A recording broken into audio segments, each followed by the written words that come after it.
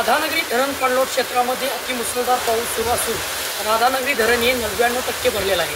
तर आता माझ्या पाठीमागे तुम्ही बघू शकताय की राधानगरी धरण भरण्यासाठी 1 फूट पाणी पातळी कमी आहे। ज्यावेळी धरणाची पाणी पातळी 347.50 इतकी होते त्यावेळी धरण ओव्हरफ्लो होऊन धरणाचे स्वयंचलित दरवाजे उघडण्यास सुरुवात होते।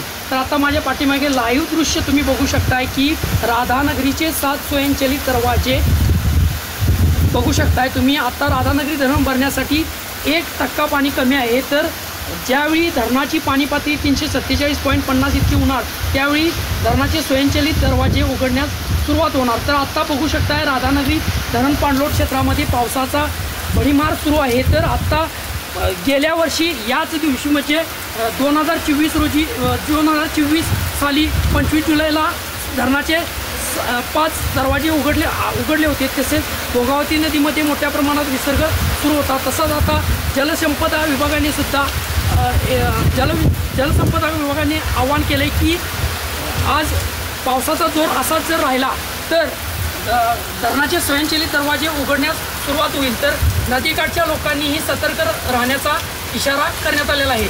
BPN साठी राधानगरीहून उत्तम पाटील।